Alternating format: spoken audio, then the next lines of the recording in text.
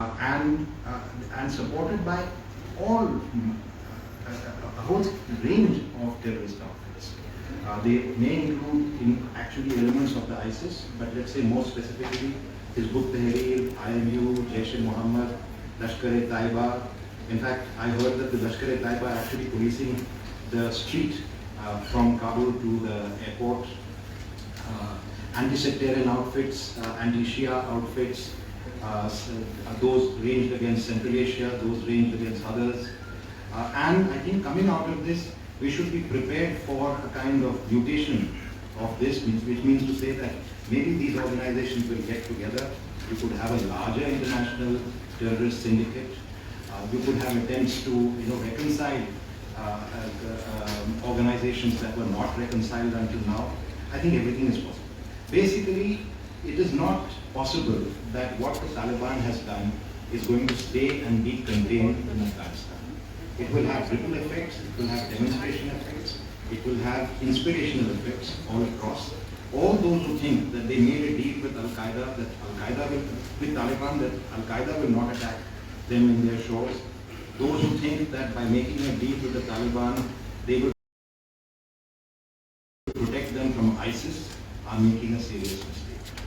Second thing that I must emphasize, I think sometimes it's often lost in various other sort of issues, is this whole question of what is the Taliban. We should never forget that the Taliban is a creation of Pakistan out of the Afghan refugee camps and the madrasas, starting from 94 until now. It's a 27-year project which has mutated once or twice, but particularly after it was ousted from Kabul in 2002. It was a Pakistani project in many ways. In one way, it is, of course, simply to take over and to be able to exercise tutelage in Afghanistan. Secondly, it was created to have an Afghan face, but in fact, actually to erase Afghan and Pashtun identity and submerge it in a larger pan-Islamic identity captured in the notion of the emirate, sometimes also used as caliphate. It has been advised, the masterminds have been in Pakistan right through this entire offensive. There are many psychological war aspects, there are many tactical aspects that could not have been just simply conceived by so-called insurgents with light infantry weapons. There are serious masterminds that work. And even if you think that if you talk to them, just because you talk to them, they will suddenly turn sides and become our friends and our strategic partners, which of course is a delusion. Even if you think that they can be weaned away, you will have to think of how to wean away a 27-year-old partnership. So I don't think we should get very easily deluded by that. Even if you talk, I think you have to talk to them. We must talk to them, that is diplomacy 1.0. Whether you do it in public or private, that's another matter that we can discuss. But assuming that, let's say you talk to one faction of them, which is a little more amenable to being loosened from Pakistan and come closer to us, what guarantee is it? Let's say your minimum security requirements, even the security of your embassy, what guarantee is it that the ISI will not set the Haqqani network, will not set any number of other horses that they have born and bred over these last 27 years to sabotage your interests? So I think these are some of the cautionary aspects that we would need to take. Of course, there are, I have spoken on television, we have talked about other things, there are ways in which you can go about your relationship. You don't have to bury your head ostrich-like. I do believe that our relationship with Afghanistan is important to try to nurture at a people-to-people level, if not necessarily with a terrorist organization.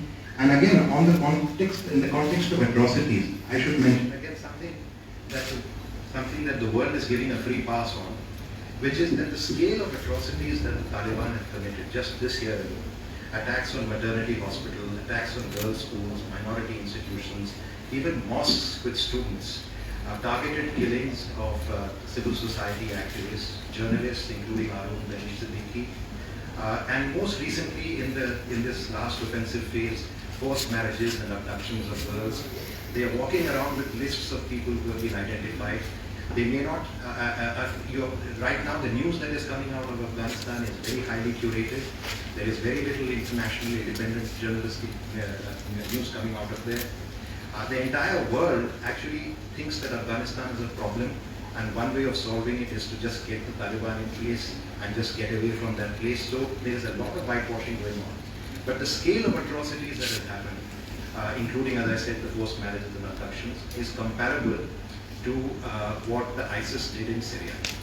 The ISIS in Syria faced another kind of reaction, but in fact, what is very evident in this case is that an attempt is being to make over the Taliban, even in this phase, even when you're seeing what is happening in your face, as somehow a changed Taliban. So I think this is a kind of false narrative, and whatever we do, we can discuss concrete steps of action, what we can actually do, but let's go with eyes wide shut. Let's not delude ourselves into thinking something that is not there on the ground. So just let me check if there is anything that I think is important in these 6 minutes. There are geopolitics of this. Of course, we are net losers for the time being. I think more, and yeah, one important point is that also it would be a big mistake to think that the Taliban actually have political support in Afghanistan. You know, the Ghani administration, the Karzai government, these are all different things. There were massive failures of the Afghan government. And massive failures of the Afghan government led to a kind of lack of identification with the government, which has facilitated the recognition, the acceptance of Taliban, particularly after people are fed up of terrorism and violence and conflict and fighting for 40 years. That has been part of the Pakistani strategy, to wear people down by attrition, make them resigned to a kind of defeated peace. But that defeated peace will not last too long. You know, in one of the television interviews that I had, panel discussions I had, there was an Afghan lady present, and she was asked, what do Afghans want? And she said, it was very poignant. She said, we want two things. First, we want freedom, and then we want peace. Right now, they are fed up. They are willing to settle for some kind of peace. Not everyone. But sooner or later, the desire for freedom will also come. When that desire for freedom comes, which side will we be on? Will we be on the side of the Taliban, or which will be on the side of freedom? I think that's the kind of choice that we need to make. So I think right now, I won't say what else we can do. Maybe we need some level of minimal engagement so that we can continue and maintain our relationship. But I would also say we should keep the alternative of a more progressive Afghanistan alive. And that is where I think we, civil society, particularly media, I would like to see that Indian media are able to reach out to Afghan media to give them an alternative space to function, to at least keep this idea of a progressive Islam. If people really wanted the Taliban so much, or even if people were resigned because of the failures of the Afghan government to the Taliban so much, they would not be hanging on planes to leave Afghanistan. Thank you.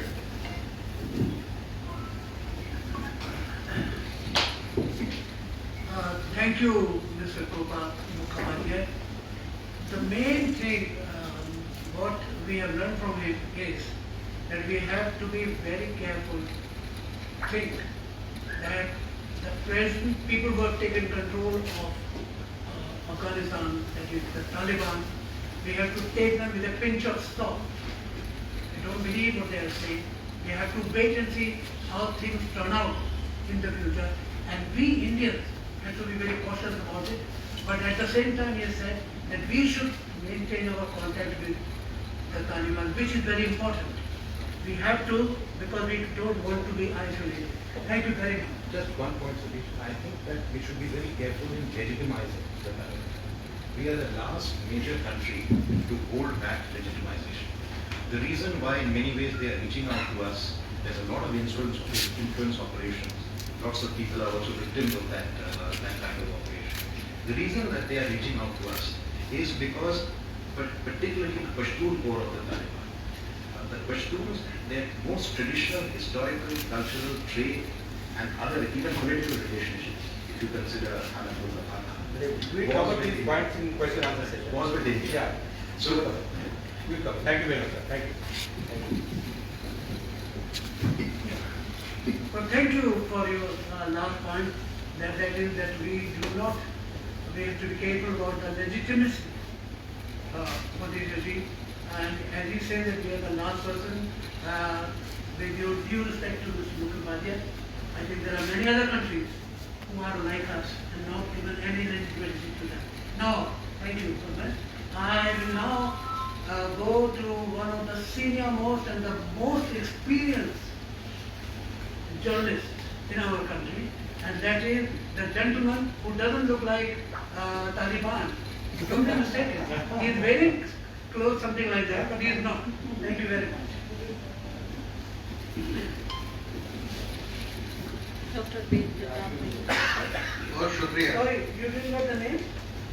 Doctor Ved Pratap Vaidik. मैं अफगानिस्तान पर पिछले 55 साल से काम कर रहा हूँ। वहाँ रहता रहा हूँ, यूनिवर्सिटी में पढ़ता रहा हूँ, PhD में अफगान फॉरेन पॉलिसी पे किया है और किंग जाहिर शाह से लेकर अब तक वहाँ जितने भी राष्ट्रपति और प्रधानमंत्री हुए हैं सबके साथ मेरी बहुत दोस्ती है। सबके घर जाता रहा हूँ और उनमें से कई मेरे घर आते हैं। और आज भी सुबह काबुल में बहुत से लोगों से मेरी बात हुई है जो अफगान दिल्ली में हैं, जर्मनी में हैं, इंग्लैंड में हैं, टोरंटो में हैं, अमेरिका में हैं। उनसे भी पिछले 4-5 दिन से लगातार बात हो रही है। मेरा दृष्टिकोण थोड़ा सा जो पूरे देश में सोच है उससे थोड़ा सा अलग है। इसलिए अलग है कि अफगानिस्तान में हमारे मुखोपाध्याय जी 3 साल रहे हैं, काजू साहब 3 साल रहे हैं। राजदूत लोगों को बहुत बातें पता होती हैं जो हम लोगों को, पत्रकारों को या स्कॉलर्स को नहीं मालूम होती है। लेकिन राजदूत लोगों की एक सीमा भी होती है, उसके बाहर जाके वो लोगों से संपर्क नहीं कर सकते हैं। लेकिन मैं क्योंकि एक स्कॉलर था, बाद में एक जर्नलिस्ट भी हो गया, मैंने खूब लोगों से संपर्क किया। मेरा तालिबान लोगों से भी, वो तालिबान बने उसके पहले से, जब वो मुजाहिदीन कहलाते, जब वो मुजाहिदीन बने उसके पहले से, जब जाहिर शाह के पास थे, उनसे मेरे संबंध रहे। उनसे अभी भी मेरी बात हुई। जो तालिबान के 99 में वाशिंगटन में तथाकथित एम्बेसडर थे, फॉर्मल एम्बेसडर नहीं थे, अब्दुल हकीम मुजाहिद, और नेशनल रिकन्सिलिएशन कमेटी के चेयरमैन थे जिसके आज डॉक्टर अब्दुल्ला चेयरमैन हैं। उनसे भी मेरी परसों बात हुई। मेरा कहना यह है कि तालिबान का 25 साल पहले जो रूप था, जो शक्ल थी, अब उसके बदलने के बहुत आसार हैं। पहले तालिबान लोग ऐसे थे जो फारसी में भी बात करना ठीक नहीं समझते थे, उससे वो पश्तो में बात करते थे। पश्तो मुझे कम आती थी, फारसी में बात करता था। आज तालिबान फारसी क्या, उर्दू क्या, हिंदी क्या, अंग्रेजी क्या, फ्रेंच और जर्मन में भी बात करते हैं। एक नई पीढ़ी तालिबानों में उभर रही है। उन तालिबानों ने पठानों के अलावा भी नए लोगों को देखा है, विदेशी लोगों को देखा है, उनसे इंटरेक्ट किया है, उन देशों में रहे हैं। तालिबान संगठन, ये शायद मुझे पता नहीं, हमारे विदेश मंत्रालय में अफसरों को पता है या नहीं, नेताओं की तो बात करता ही नहीं हूँ मैं, उनको शायद पता नहीं है कि तालिबान संगठन मूलतः गिलज़ई पठानों का संगठन है। जिन्हें जो अलाउद्दीन खिलजी थे वो उनको गिलज़ई बोलते हैं। खिलजी को हम लोग खिलजी बोलते हैं और गिलज़ई बोलते हैं। जब अब्दुल हकीम मुजाहिद मेरे पास आए और उन्होंने कहा कि अटल जी का प्रधानमंत्री थे कि आप हमारी सरकार को रिकॉग्नाइज कीजिए, हमारे तालिबान को रिकॉग्नाइज कीजिए, तब मैंने उनसे पूछा कि ये बताओ आप किसके प्रतिनिधि, पूरे अफगानिस्तान के प्रतिनिधि हो, आपको कैसे रिकॉग्नाइज करें? जितने उन्होंने एग्जीक्यूटिव के नाम दिए सब गिलज़ई पठान थे। कहीं में मोहम्मद जई नहीं है, यूसुफ जई नहीं है, बबल जई नहीं है, कोई नहीं, सिर्फ गिलज़ई का ट्राइब है, उसको हम कैसे मान्यता दे ही नहीं सकते। मेरा कहना यह है कि पिछले 20 साल में, 25 साल में तालिबान में बहुत परिवर्तन हुआ है। 1999 में जो हमारा जहाज हाईजैक हुआ था, तब मैं UN में था, मुझे प्राइम मिनिस्टर का फ़ोन आया, मैं लंदन आया, लंदन में पीर गैलानी से मिला, वहाँ से अब्दुल हकीम मुजाहिद ने फ़ोन किया मुल्ला उमर को कंधार में, उनसे हमारी बात हुई। यहाँ से जसवंत सिंह जी गए, मैं दिल्ली आ गया था, ये शायद 28 या 29 दिसंबर 1999 की बात है। तालिबान ने हमारे जहाज को छोड़ दिया, उनकी कुछ शर्तें थी वो हमने पूरी की। मेरा निवेदन ये है कि तालिबान के बारे में एकदम एंटी तालिबान मूड बनाने की बजाय बेहतर ये हो हम उनको रिकॉग्निशन देने की बात नहीं कर रहे हैं। आपने बिल्कुल बदल में ठीक कहा कि उनसे हम लोग डायलॉग शुरू करें। 2 साल हो गए, हमने कोई डायलॉग ही नहीं किया। जो कुछ लड़के आप भी जानते होंगे, ये किसी ने मना करते थे, ये किसी जमाने में मेरे साथ घूमते थे, मेरे एस्कॉर्ट में से थे। कुछ हमारे डिप्लोमेट गए भी हैं, होता ये जहाँ बातचीत हो रही है, ये दोहा। लेकिन हमको डायरेक्ट बातचीत करना चाहिए थी, हमको हमारे सीक्रेट नेगोशिएशंस करने चाहिए। अभी हमारी क्या हाल है? चीन उनसे बात कर रहा है, अमेरिका उनसे बात कर रहा है, रूस उनसे बात कर रहा है, जिनके हजारों सैनिकों को तालिबान ने मार दिया, मुजाहिदीन ने मार दिया, वो उनसे बात कर रहे हैं, हम बात क्यों नहीं कर रहे हैं? ये निश्चित रूप से सत्य है कि पाकिस्तान के साथ उनकी बहुत गहरी साठगांठ है। लेकिन एक बात कह के मैं अपनी बात खत्म करूँगा, टाइम कम है। एक बात पक्की जानिए पठानों के अंदर, मैं उनके साथ रहा हूँ, गाँव घूमा हूँ अफगानिस्तान का, कि पठान जैसा आज़ाद दुनिया के अंदर और कोई जाति, कोई शरीर, वो कभी किसी को मानते नहीं है अपना बॉस। तालिबान भी अगर जम गए मजबूत तो सबसे पहले खतरा पाकिस्तान है। एक भी अफगानिस्तान की सरकार, सरदार दाऊद के ज़माने में 10 साल सरदार दाऊद प्रधानमंत्री रहे, 3 बार पाकिस्तान पे हमले की नौबत आई।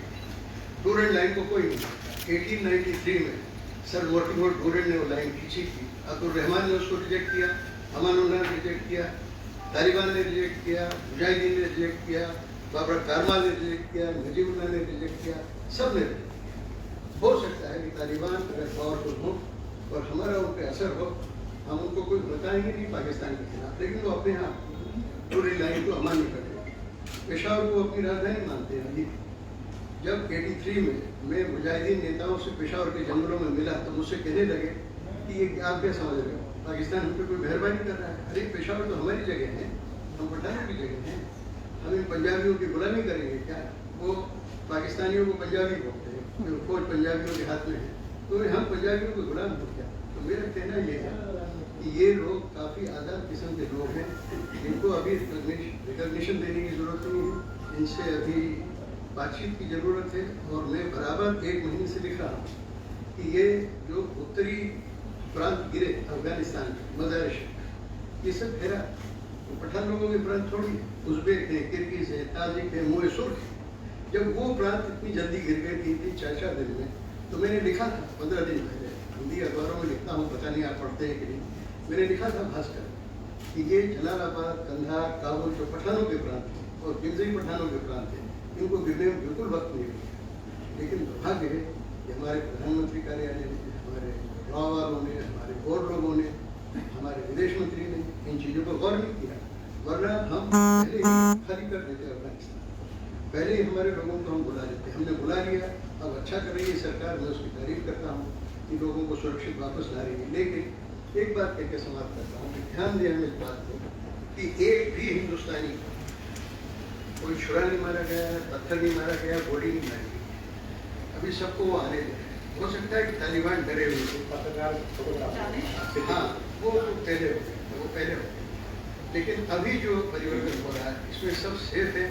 तो हमको भी चाहिए कि हम ज़्यादा भटके नहीं, हम बात करें, हमको अपने राष्ट्रहित सुरक्षित करने हैं, हमको पाकिस्तान का और चीन का वहाँ जो भावी रणनीति है उसका मुकाबला करना है। उसका मुकाबला करने के लिए ज़रूरी है कि हम भारत का असर उन लोगों पर होने दें और हम भारत के राष्ट्रहितों की रक्षा करें। अभी हमारी सरकार बिल्कुल असमंजस में पहुँचा है, उसको समझ में नहीं आ रहा है क्या करें।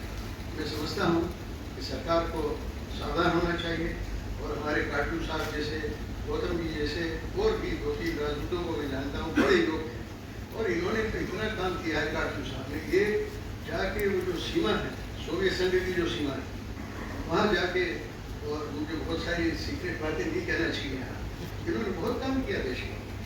तो हमारे ऐसे महत्वपूर्ण राजदूतों से, इतने विद्वान राजदूत हैं, इनसे हमारी सरकार को सहयोग लेना चाहिए, इनसे परामर्श करना चाहिए।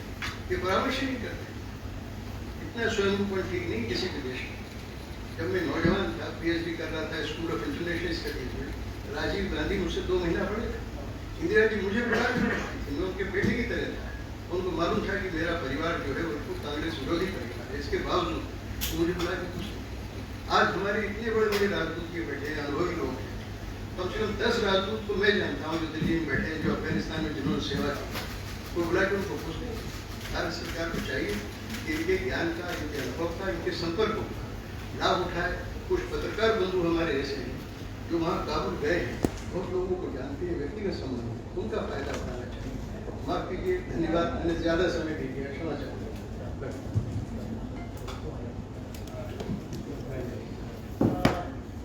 वैदिक जी, आपका बहुत बहुत धन्यवाद। जितनी ज्ञान की बातें आपने दी हैं, लगता है मुझे कि हम पूरी रात यहाँ बैठे हैं और आपके चरणों में बैठ के आपका ज्ञान दें। धन्यवाद। आप इन्होंने ये कहा कि हमारा उनके साथ कांटेक्ट रहना चाहिए, उनसे बातचीत करें, बहुत अच्छी बात है और हमें ये बात को सोचना चाहिए। अब मैं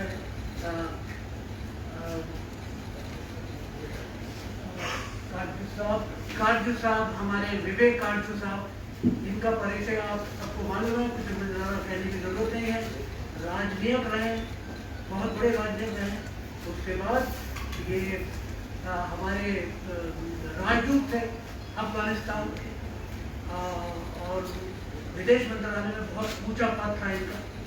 और अब मैं इनसे विनती करूँगा कि हमें अपने विचार व्यक्त करें, बताएं कि हमें क्या करना पड़ेगा आगे चलकर। धन्यवाद। अगर आप इजाजत दें तो मैं भी कुछ अंग्रेजी कुछ हिंदी में बोल दूं। मैंने बहुत अच्छा लगा। Thank you for inviting me to this function. I think let me begin by saying that I think we are very experienced people managing our foreign and security policy in Vedikji, and speaking for myself, I can assure you that I have no reluctance in saying that the knowledge base and the information base of current developments in Afghanistan is necessarily far more than I can ever have. And therefore the assessments that they make of our policy positions has to be respected. Having said that, let me say forthrightly that for many years now I thought that we should open up directly with the Taliban. I said this even though I was fully cognizant of the very valid points regarding the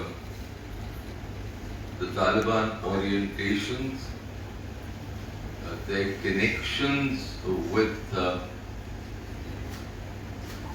Pakistan,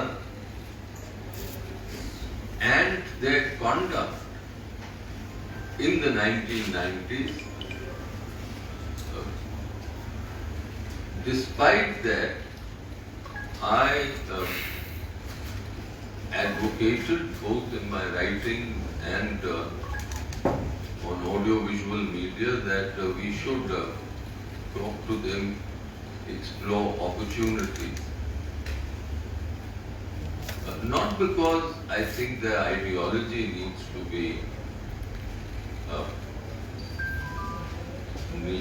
be accepted, far from it. I think the ideological orientations of the Taliban are completely deplorable. They are antithetical to all that the Indian state stands for. I also do not know if the Taliban have evolved, and if they have evolved, to what extent they have evolved. Yet, despite all this, I said this because I was coming to a conclusion on the basis of information in the public domain some years ago that the roofs of the Islamic Republic were shriveling, and that and I regret to say this, that the leadership of the Islamic Republic, especially of the last president, who showed a clean pair of heels when the going got tough, was simply incapable of meeting the challenges of knitting a country together. In a country like Afghanistan, it had also seemed to me that the Pashtun leadership and the boys and the men and women who had 1 foot abroad outside Afghanistan and 1 foot inside Afghanistan, and who were people we all were quite comfortable with, really did not in any meaningful way venture out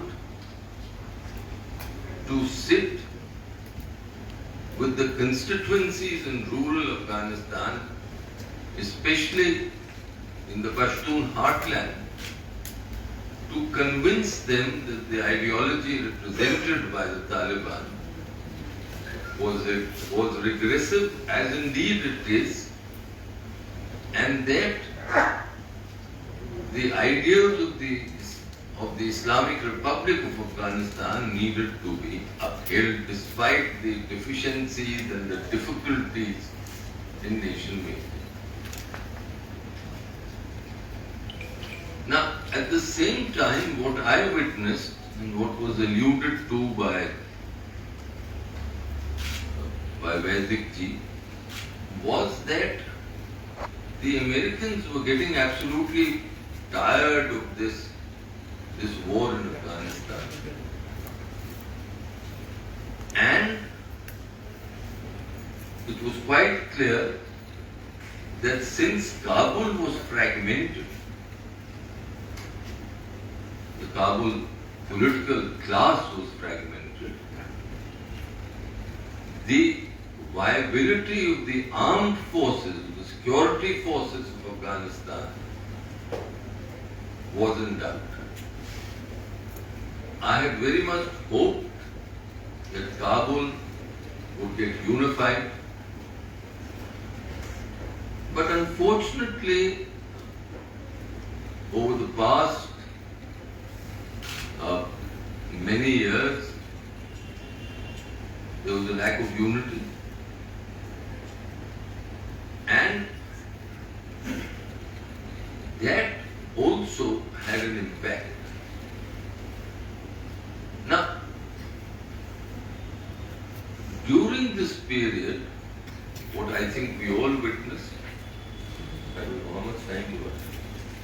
You continue, but not indefinite. No, of course not. That's the good one. Because I have to come to you. During this period, I was mindful of the fact that while the Taliban had absolutely close connections with the Pakistani establishment, and in fact couldn't have survived, that President Ashraf Ghani's first instinct, and we often overlook this, his first instinct was to go to Pakistan.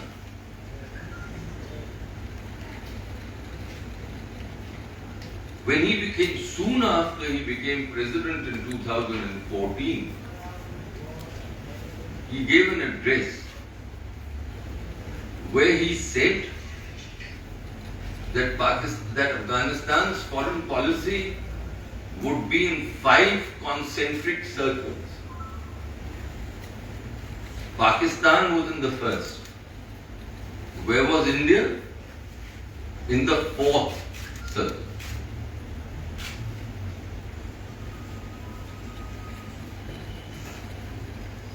So that was reflected. यानी ये दर्शाता था कि मुझे हुक्म मिला है कि मैं कुछ हिंदी बोलूं, मेरी इलाहाबाद का हूँ, हिंदी तो अच्छी होनी चाहिए, लेकिन क्या करूँ, शिक्षा जो है वो अंग्रेजी भाषा में हुई और कामकाज अंग्रेजी भाषा में किया, तो जरा हिंदी थोड़ी सी कमजोर हो गई है। लेकिन कोशिश जरूर करूंगा कुछ विचार व्यक्त करने में हिंदी में, और अगर कुछ त्रुटियां रहें तो जरा क्षमा करें। तो ये अशरफ गनी साहब जो अपने आप को भारत का मित्र और इतना भारत के लिए इतनी दोस्ती का इजहार करते थे, उनकी पहली जो इंस्टिंक्ट थी वो थी कि पाकिस्तान के द्वार पे जाके मत्था टेकना। और पाकिस्तान में किसके द्वार पे मत्था टेकना हम ये भूल जाते, पाकिस्तान के जनरलों के द्वार पे मत्था टेकना। वो पहले राष्ट्रपति थे अफगानिस्तान के जो कि पाकिस्तान की फौज की जनरल हेडक्वार्टर्स रावलपिंडी गए थे। तो जब लोग कहते हैं कि साहब तालिबान का बिल्कुल सांठगांठ है पाकिस्तान के साथ, तो जो है, तो मुझे ये याद आता है कि क्या अशरफ गनी ने कोशिश नहीं की थी? और जब पाकिस्तान के जनरलों ने कहा कि तुम पर विश्वास नहीं है, तुम जाओ, तब उन्होंने हमारी तरफ रुख किया। क्या इन सब अनुभवों को हम भूल जाएं, नजरअंदाज कर दें? कुछ याददाश्त रखनी बेहतर। और ये मैं इसलिए नहीं कह रहा हूं कि राष्ट्रपति अशरफ गनी ने कुछ एक्स्ट्राऑर्डिनरी चीज की, नहीं, उन्होंने अपना राष्ट्रीय हित देखा, पाकिस्तान से कोशिश में मेल मिलाव था। बाद में बहुत आग उगली उन्होंने पाकिस्तान में, लेकिन उनका जो सर्वप्रथम कोशिश थी वो थी पाकिस्तान से दोस्ती करना। और अगर मैं गलत कह रहा हूं तो आप गूगल करके देख लें उनकी स्पीच, आपको मिल जाएगी, अभी मिल जाएगी। हाँ, अफगानिस्तान में जो उनके जो सहयोगी थे उनको बहुत क्रोध आया, क्योंकि पाकिस्तान की जो छवि है अफगानिस्तान में वो बहुत बुरी, बहुत बुरी, पाकिस्तान के आवाम में बहुत बुरी। लेकिन जब जरूरत पड़ती तो फिर अफगान, जो कि बहुत प्रैक्टिकल, और जब मुसीबत पड़ती तो हर व्यक्ति, मेरा मानना है, प्रैक्टिकल होता है।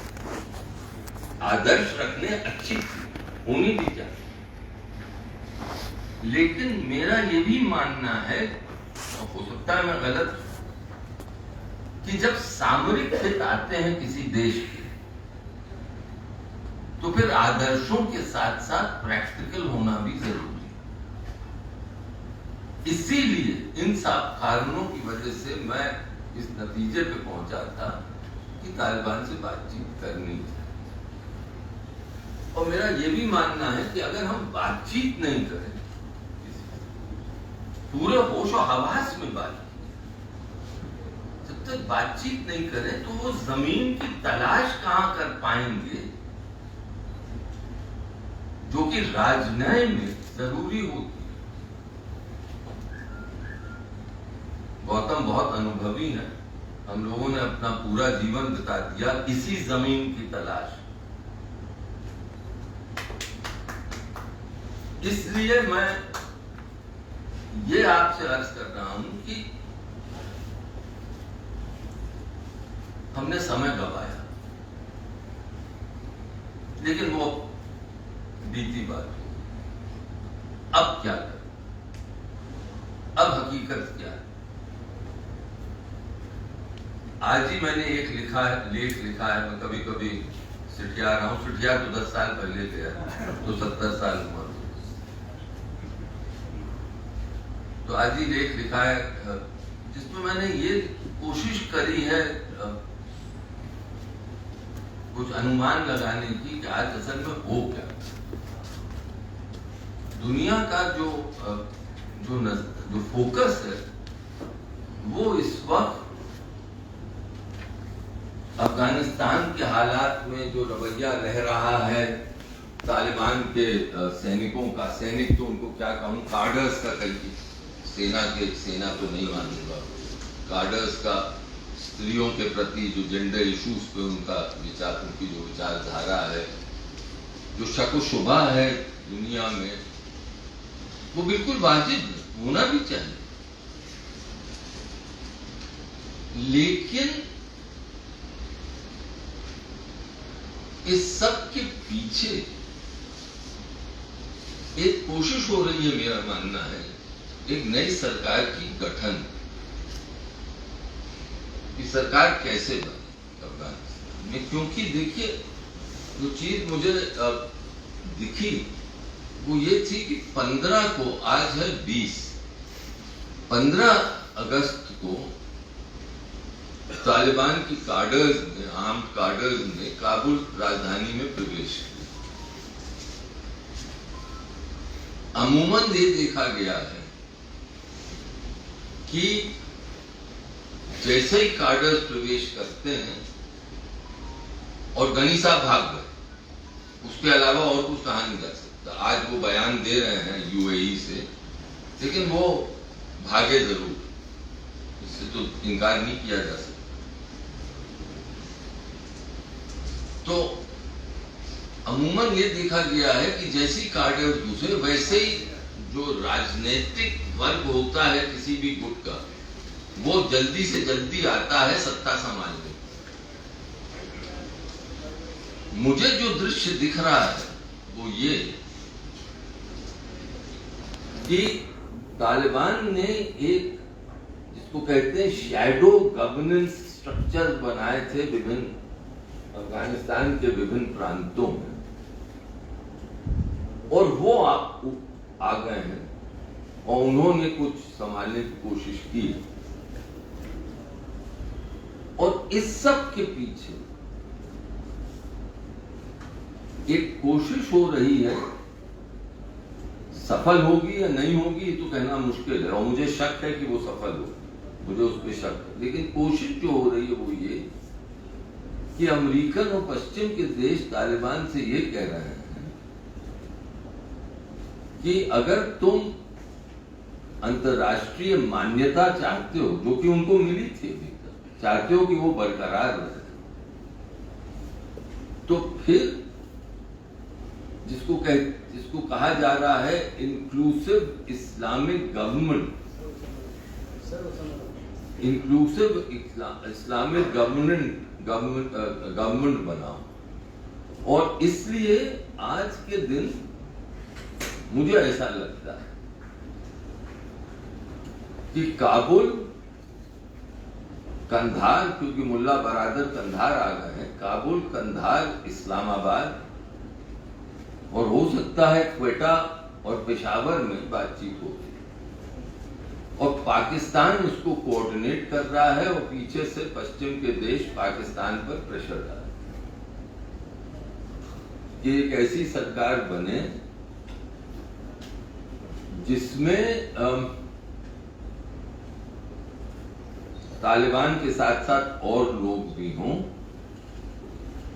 अब अहमद, एक और चीज मैं आपको कहूं, आपका ध्यान आकर्षित करूं, पर एक सेकंड और, हाँ, वो ये कि हमें ये देखना है इस वक्त, और ये याद रखना है कि वो लोग जो कि अर्स्टवाइल नॉर्दर्न अलायंस के लीडर थे, हजारा लीडर, ताजिक लीडर, कानूनी साहब, अहमद वली मसूद, अहमद जिया मसूद, मुहाकिक, खलीली, 15 अगस्त को काबुल से वो इस्लामाबाद पहुंचे, और उन्होंने उनकी कोशिश यही है, तो थोड़ा समय ले रहा हूं क्योंकि आपने हिंदी में कहा, हिंदी में देख, बस एक शब्द, ये सब वहां बैठे उन्होंने अहमद वली मसूद, जो कि अहमद शाह मसूद के भाई हैं, उन्होंने इस वक्त बयान जारी किया है कि देखिए, हम चाहते हैं कि स्टेबिलिटी हो और हम ये चाहते हैं कि जो सरकार बने वो राजनीतिक पार्टियों के आधार पे नहीं बने, बल्कि वो बने अफगानिस्तान की जातियों के आधार। अब इसके माने ये है कि वो ये कह रहे हैं कि तालिबान को जो मिलिट्री सक्सेस मिला है उसको वो भूल जाएं और अपना राजनीतिक स्वरूप भूल जाएं और आगे बढ़ें एक नए सरकार के गठन में। और मुझे लगता है ये बहुत ही मुश्किल होगा। आखिरी चीज मैं बस कहूंगा, एक 5 सेकंड और दूंगा। आखिरी चीज ये कहूंगा कि जो गौतम ने फरमाया, तालिबान को जो उनका शक है, तालिबान के रिश्ते टेररिस्ट आतंकवादी गुटों का, वो बिल्कुल वाजिब, उसको हमें पूरा नजर रखना ही है।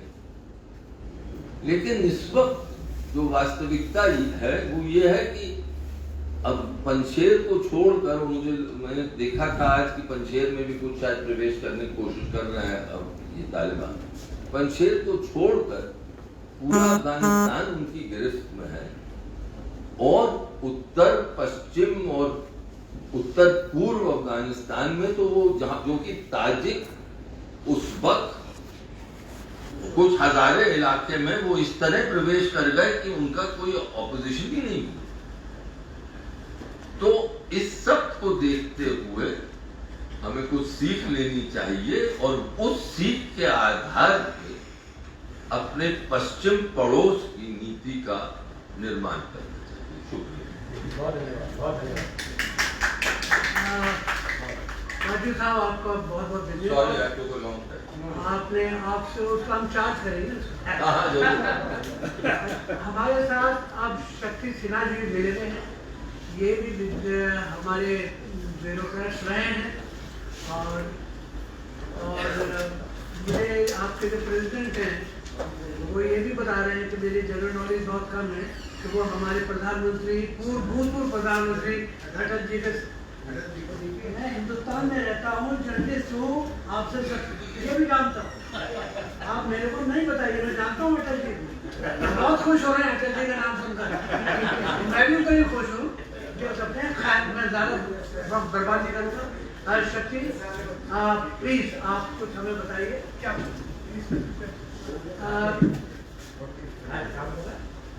नहीं तो मैंने आपको ये नहीं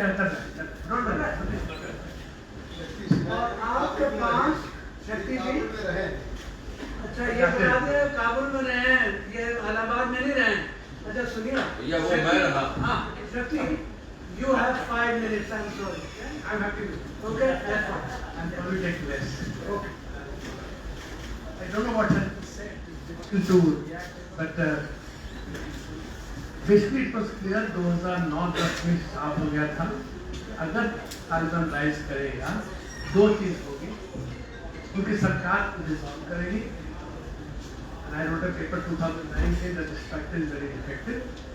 दूसरी बात है कि सिविल वॉर नहीं होगा क्योंकि ताजिक, हजारा, बाकी लोग बच्चे बंदूक छोड़ के अंग्रेजी और कंप्यूटर तो लड़ने वाला कोई मिलेगा। And that is one sense a good thing that I was speaking to Kabul. अभी तो दूसरे कमरे में बैठे उन्होंने कहा कि हाँ टेंशन है, फियर है, भय है, मगर वायलेंस एकदम भय है। बोले सरकार में काम कर रहे हैं, मंत्रालय से फोन आ रहा है दफ्तर आइए, बोले हम दफ्तर को नहीं जाए, उतना हिम्मत नहीं, घर बैठे। परंतु the violence that they have seen 92-96 में जो मुजाहिदीन का राज था, on paper Hector prime minister, Masood was the defense minister, and the two armies were shooting at each other। तो एक दूसरे को नहीं मार पाए तो काबुल को उन्होंने फ्लैट कर दिया। तो उनके दिमाग में ये बड़ा फियर था दोबारा ऐसा होगा, वो नहीं हुआ। तो they are feeling in one sense relief. I take to something else जो कि इंडिया में पॉपुलर नहीं है, इसलिए चला जाता है शायद मैं बोलने वाला खुश नहीं है।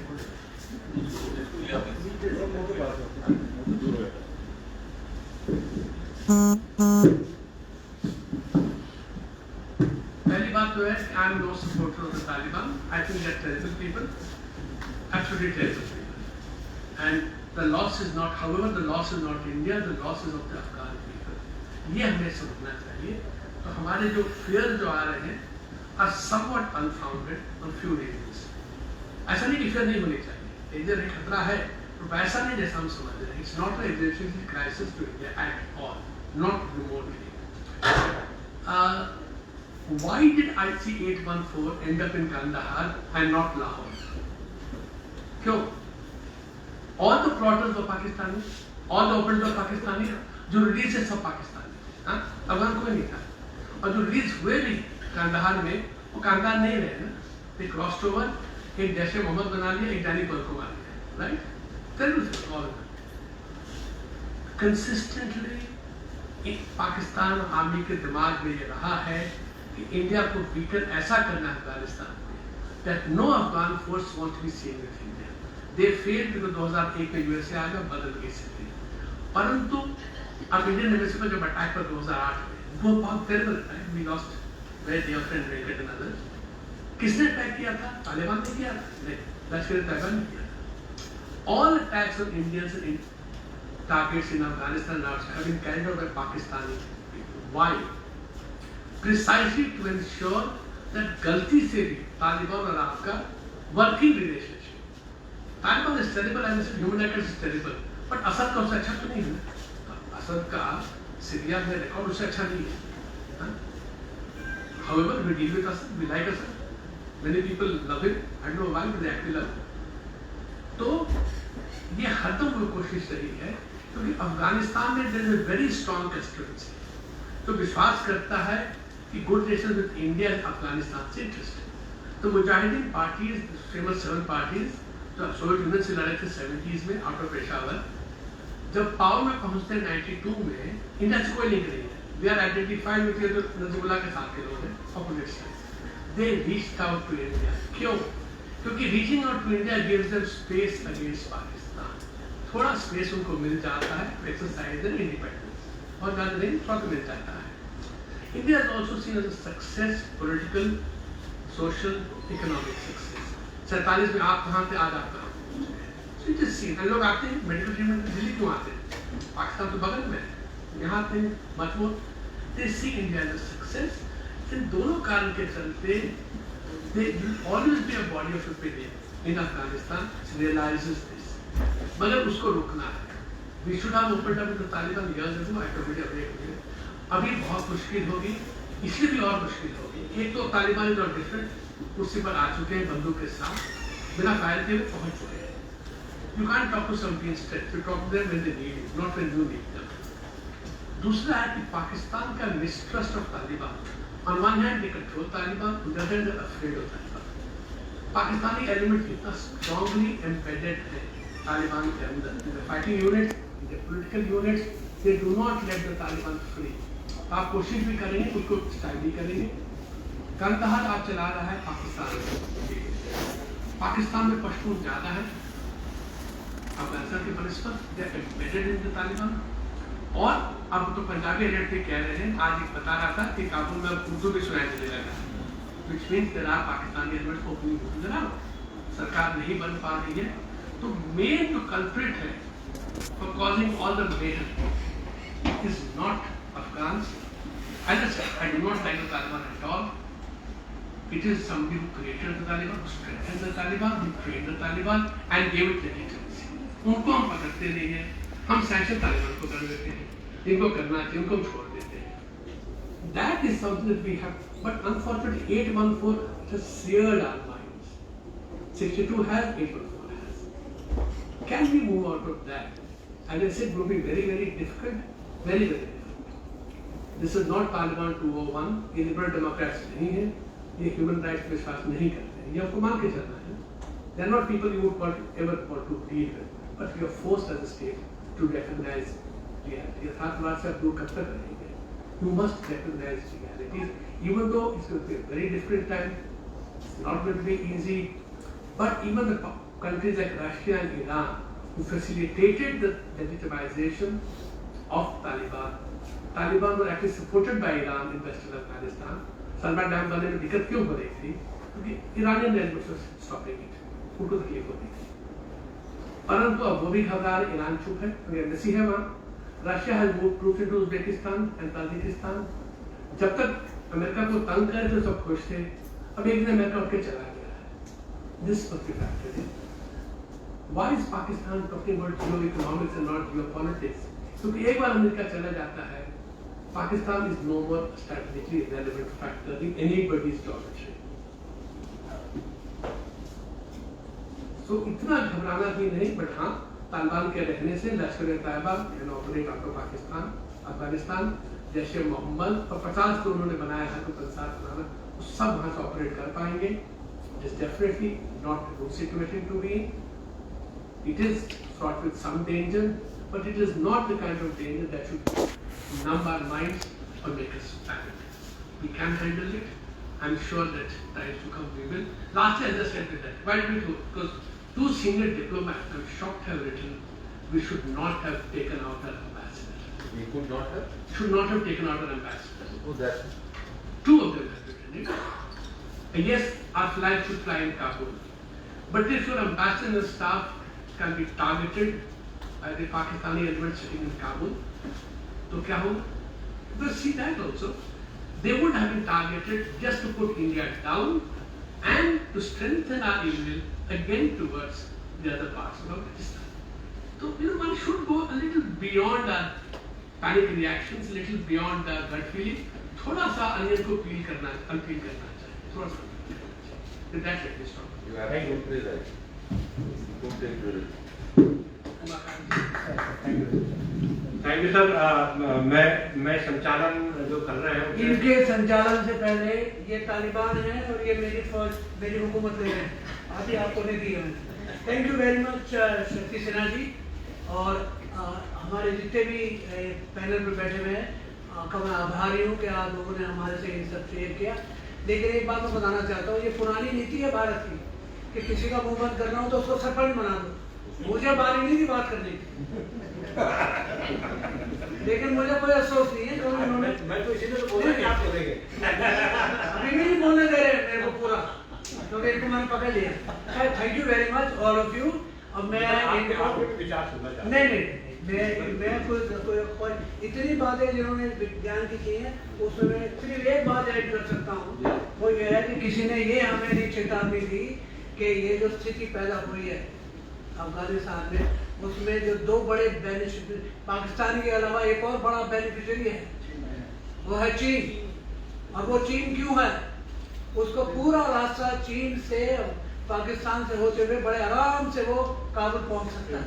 और वो काबुल क्यों पहुंचना चाहता है? टेक्नोलॉजी फर्क हो गई है. अब ऑयल की जरूरत नहीं है, अब हर चीज बैटरी से चलेगी. यहाँ तक कि आपके टेक्नोलॉजी, आपके वेपन भी बैटरी से चलेंगे. और जिससे वो बैटरी बनती है उस चीज का नाम है लिथियम. और लिथियम जो है, अफगानिस्तान लिथियम का भंडार है. एक बार ये हो गया, चाइना को सबसे बड़ा बेनिफिट मिलेगा और उसके पास सबसे बड़ी पहले ही ताकत है, वो और भी शक्तिशाली हो जाएगा. Thank you. मैं यहाँ पर काजू साहब से और गौतम मुखोपाध्याय साहब और शक्ति सिन्हा साहब, एक मिनट मैं ये सवाल पूछना चाहता हूँ कि क्या ये जो डेवलपमेंट हुआ है कोल्ड वार के बाद, क्या आप ये मानते हैं कि नया वर्ल्ड ऑर्डर डेवलप हो रहा है? ए.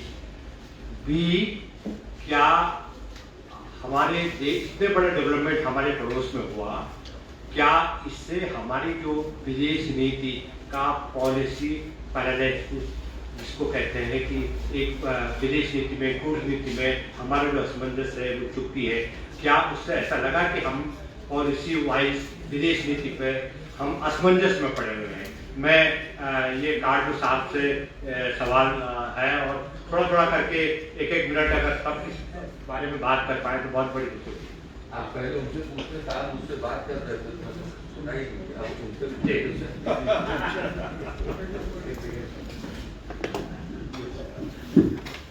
This is the best reason to speak, and the person who hasn't heard the question. And एक तो मेरे ख्याल से फंड पॉलिसी में काफी फ्लेक्सिबिलिटी आई है न्यू एंट्रीज को लेकर के, उससे बहुत लोग नाखुश हैं। जो लोग विश्वास करते हैं नॉन अलाइनमेंट पर नाखुश है कि नॉन अलाइनमेंट का जमाना चला गया है। It is one facet, but I do not see Afghanistan as being really very relevant in the long term at all. The moment the focus is away, एक बार यूएस से निकल जाता है, Pakistan is short term beneficiary, so is China, a short term beneficiary. BRI is running into serious difficulties. Afghanistan में growth होने वाला नहीं तो सस्टेन BRI, तो जैसे किसी ने आज लिखा है, it is not a debtor's trap, it is a creditor's trap. तो ऐसा सिचुएशन आ रहा है, तो China is not going to be a beneficiary in the long term. I am convinced of that conclusion. But India has to face the reality that इस part of the world में अगर ऐसी स्थिति आएगी तो आपको खुद डील करना पड़ेगा, क्योंकि if it was the part of a larger strategic interest of other players तब हम लोग आते। अब ये let China pick up the price what the USA was doing, let them take the consequences of that. So in that sense, I don't see one either the policy paralysis जो आपने mention किया। हाँ, विदेश नीति में अगर आप कहें कि हर बार सक्सेस हो, I think that's completely wrong. Country long term interest पे ऊपर नीचे होते रहता है। Sudden favorable turn of events हो जाता है, जैसे they mentioned total karma, कभी कभी रिवर्स हो जाता है, you're prepared for that. But if you're clear, आप क्या चाह रहे हैं, आपके इंटरेस्ट क्या है और किसकी इंटरेस्ट आपके इंटरेस्ट मिल रही है। एक हर चीज ट्रांजैक्शन नहीं हो सकता, you have to transaction to a point, but sometimes you have to be prepared to look at the longer term consequences. मेरा एक मिनट था।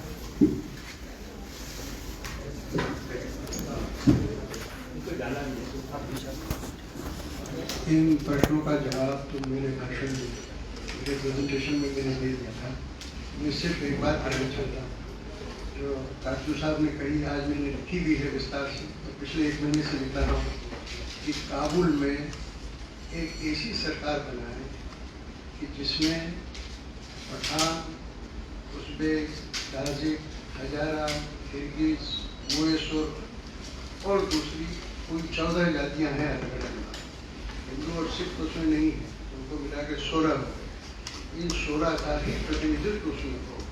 जैसे कि मेरे मुजाहिदीन के एम्बेसडर थे, उससे न्यूयॉर्क में मिले थे, तो मैंने उनसे कहा था गिरजाई के अलावा कौन है, तो एक हिंदू और एक सिख को भी रखिएगा।